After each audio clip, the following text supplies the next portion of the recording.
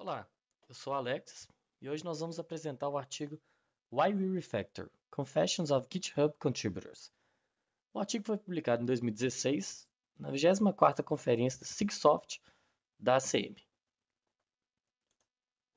Esses são os autores do artigo e o link dos artigos está disponível aí no canto inferior esquerdo da tela. Bom, primeiramente, a pesquisa busca entender as motivações reais dos desenvolvedores para refatorar o código. Existe um número limitado de estudos até o momento da publicação desse artigo, investigando as motivações para refatorar código baseados em entrevistas e feedbacks dos desenvolvedores. As perguntas feitas eram sobre a opinião geral deles em relação à refatoração, como em quais situações você refatora. Esse é o primeiro estudo a investigar, até o momento, as motivações da refatoração baseada nas explicações dos desenvolvedores das refatorações que eles fizeram recentemente. Os autores pediram para os desenvolvedores explicarem o motivo da decisão de refatorar o código. Uma outra contribuição muito importante do artigo é ter deixado público os dados coletados e as ferramentas utilizadas. Bom, estudos relacionados concluíram que as mensagens de commit não são confiáveis para indicar a presença de uma refatoração. E os estudos existentes não aprofundam na motivação por trás de refatorações de tipos específicos, apenas refatoração de forma geral. Também não aprofundam no motivo técnico da refatoração, mas dos fatores humanos e sociais. Um outro estudo não pediu a opinião dos desenvolvedores, apenas inferiu o motivo da refatoração com base na análise do código. O problema disso é a subjetividade e o viés dos autores na interpretação do motivo da refatoração. Bom, primeiramente, foram selecionados os 1000 repositórios Java mais populares do GitHub que não são forks. Dessa lista, 25% dos repositórios que tinham menos commits foram descartados para focar nos que têm mais manutenção, resultando em 748 repositórios. Alguns deles famosos, como Apache Cassandra e Spring Framework. O monitoramento dos repositórios durou 61 dias. A figura 1 aí mostra a distribuição de idade em meses do repositório, o número de commits, o tamanho em número de arquivos .java e a quantidade de contribuidores dos projetos. Os gráficos com o rótulo All representam todos os 748 repositórios selecionados inicialmente. Os gráficos Active representam os 471 sistemas que tiveram pelo menos um commit durante o estudo. E, por fim, os gráficos Study representam os repositórios que foram de fato analisados no estudo. A tabela 1 na tela, os autores procuraram por refatorações nos repositórios utilizando uma ferramenta de detecção de refatoração criada em um trabalho anterior, chamada Refactoring Miner. Essa ferramenta diferencia modelos orientados a objeto e ela infere o conjunto de classes, métodos e campos que foram adicionados, deletados ou movidos entre versões de código sucessivas. Para estimar a precisão e o recall da ferramenta, que está na tabela na tela, os autores utilizaram um dataset criado por um estudo de um outro pesquisador. Não vou aprofundar tanto nisso, está bem descrito no trabalho, mas para dar uma ideia geral, esse dataset contém 173 refatorações classificadas de acordo com o tipo de refatoração. Os autores executaram essa ferramenta, Refactoring Miner, e obtiveram uma acurácia muito boa. Os autores criaram um sistema automatizado para detectar as refatorações dos commits, usando essa ferramenta. Bom, durante os 61 dias de monitoramento, os autores analisaram os commits detectados manualmente para retirar os falsos positivos e evitar de perguntar aos desenvolvedores sobre um commit que não é refatoração.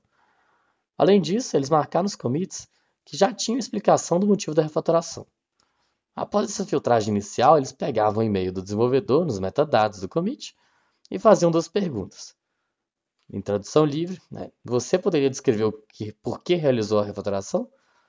E você realizou a refatoração usando o suporte automatizado de refatoração da sua ideia? Os autores tiveram cuidado de mandar no máximo um e-mail para cada desenvolvedor para evitar que as mensagens fossem percebidas como spam. Bom, durante o estudo, os autores enviaram 465 e-mails e receberam 195 respostas. Uma taxa de resposta de 41,9% que é muito maior que a média de 5% das pesquisas baseadas em questionário no campo da engenharia de software. Os autores atribuem essa alta taxa devido ao fato de pedirem o feedback do desenvolvedor pouco tempo após o commit. Então, a motivação ainda está fresca na memória do desenvolvedor. Depois disso, os autores fizeram uma análise temática, que é uma técnica para identificar e guardar padrões em uma coleção de documentos. E agora o Bernardo vai continuar com a apresentação. Olá, meu nome é Bernardo e eu vou apresentar as respostas às perguntas propostas no artigo.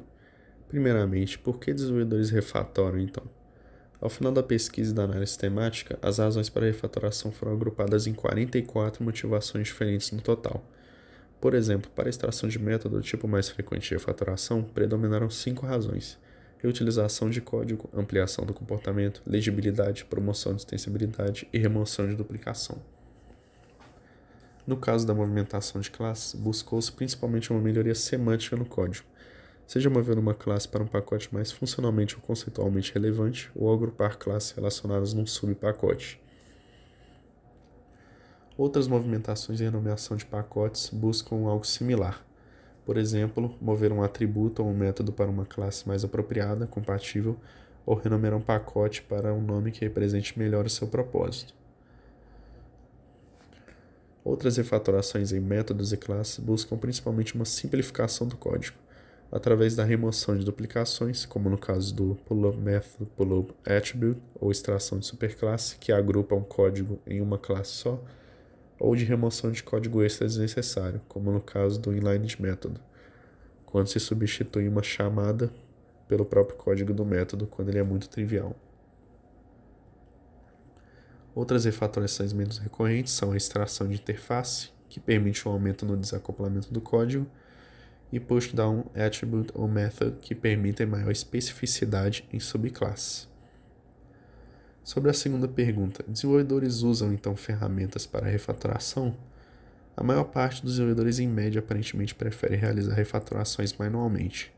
Além disso, o nível de preferência varia de acordo com o tipo de refatoração.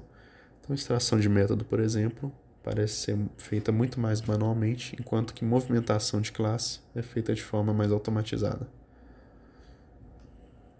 Por que não automatizar, então?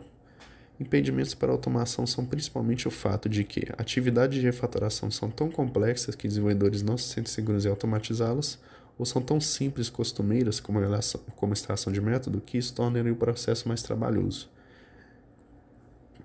Mesmo assim, a automação pode ser relevante, por exemplo, no caso de movimentação de classes, a qual pode exigir muitas mudanças no código, mas que não são muito complexas. As ideias, então, influenciam na automação? 83 desenvolvedores mencionaram espontaneamente nos e-mails qual IDE utilizaram para a refatoração. Os resultados indicam grande impacto desse fator para a automação. A ideia mais famosa na amostra, IntelliJ IDEA, foi a mais usada para tal atividade, provavelmente pelo maior suporte à refatoração em relação às outras ferramentas. Olá, eu sou o Felipe e eu vou falar sobre as discussões e ameaças e conclusões levantadas pelo artigo. Primeiro, é possível afirmar que a técnica de extrair método é o canivete suíço dos programadores, pois apresenta mais motivos para o seu uso. 11 ao total. A maioria dos motivos para a refatoração são para facilitar ou possibilitar a manutenção do código. Então, o extrair método acaba sendo muito visado por isso, pois permite ações como adição de funcionalidade e correção de bugs. Em contrapartida, ele é pouco usado para tratar de code smells. Também foi possível observar que, além da manutenção, os desenvolvedores estão muito preocupados em evitar duplicação de código. Bem, automatizar ou fazer manualmente as refatorações? A pesquisa que envolveu usuários de várias IDEs mostrou que 55% das refatorações ainda ocorrem manualmente. Usuários do IntelliJ, entretanto, tendem a usar mais as ferramentas automatizadas. E o porquê de não usar soluções automatizadas? Assim como em outros trabalhos, é apresentado aqui 3 motivos. O entendimento, ou seja, o awareness do código. A oportunidade para tal. A automatização não se faz necessária, por ser algo muito simples. E a confiança de que aquilo ali vai ou não dar certo. E a popularidade das refatorações? tivemos que no período de 61 dias, dos 481 repositórios ativos, 285 apresentaram algum tipo de refatoração. Um total de 60,5% de repositórios refatorados. Ou seja, a refatoração é uma prática comum, principalmente se levarmos em conta que a técnica como Rename Class, Method ou Field não foram considerados para esse trabalho. Assim como todo estudo, esse apresenta algumas ameaças e, portanto, foram feitas algumas validações. Uma ameaça é de que, como o estudo foi feito apenas em projetos na linguagem Java Open Source hospedado no GitHub, os resultados podem não ser aplicados a outras linguagens e ou sistemas industriais. E como validação para isso, tendo em vista as restrições dos repositórios, foram coletadas a resposta de 222 devs, que contribuem para mais de 120 projetos, sendo assim um estudo com a maior amostra até então na área de refatoração. Outra ameaça é de que a abordagem da detecção usada pode perder refatorações, que não chegam ao sistema de controle de versão, como consequência de refatorações sobrepostas aplicadas ao mesmo trecho de código. Acredito que essa ameaça deve ser tolerada em um estudo de grande escala, onde não se pode presumir que os desenvolvedores instalarão uma ferramenta de monitoramento externo em suas IDEs. E mesmo se esse fosse o caso, seria necessário fazer estudo para cada IDE separadamente. Aqui temos exemplos de um commit feito para análise. Vemos a refatoração e o motivo. E por fim, bem rapidinho, vamos falar das conclusões. Primeiro, as refatorações são impulsionadas pelas mudanças de requisitos do código, e não muito para resolver os code smells. A extração de método é um pau para toda a obra, servindo tanto para a criação de testes, implementações de funcionalidades e reutilizações de código, por exemplo. A ação de move e abstract são muito comuns para remover dependências. A refatoração manual ainda é mais utilizada, e as ações automáticas dependem muito das IDEs utilizadas, como no caso do IntelliJ. Porém, as refatorações automáticas vêm se tornando cada vez mais popular, principalmente com o avanço das ferramentas disponíveis. E é isso. Muito obrigado. Como é a sua apresentação gravada, deixe suas perguntas nos comentários e tentaremos responder assim que possível.